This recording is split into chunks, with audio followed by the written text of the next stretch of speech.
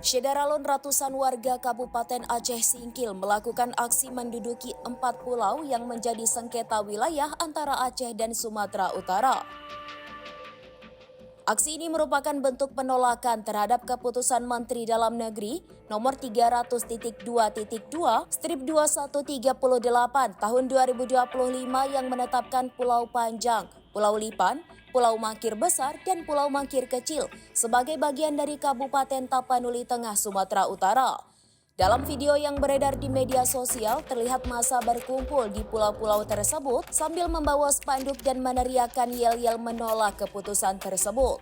Mereka menegaskan bahwa keempat pulau tersebut secara historis dan administratif merupakan bagian dari Aceh. Pemerintah Aceh telah menyampaikan berbagai bukti pendukung, termasuk infrastruktur yang dibangun oleh pemerintah Aceh dan Pemkab Aceh Singkil. Termasuk dokumen kepemilikan tanah sejak tahun 1965, serta peta kesepakatan antara Gubernur Aceh dan Gubernur Sumatera Utara yang disaksikan oleh Mendagri pada tahun 1992.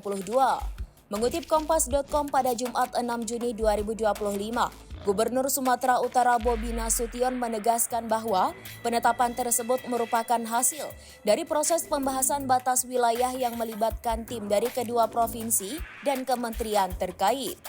Sementara itu, anggota DPD RI asal Aceh Haji Sudirman atau Haji Uma menyatakan bahwa sejak 2017 dirinya telah menyampaikan aspirasi dan data kepada Kemendagri bahwa keempat pulau tersebut merupakan bagian dari Aceh, namun tidak mendapat tanggapan.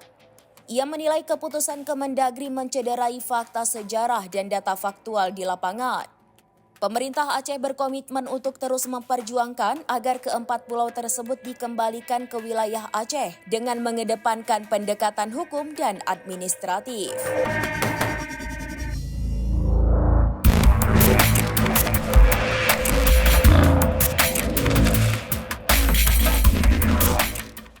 Download Tribun X sekarang, menghadirkan lokal menjadi Indonesia.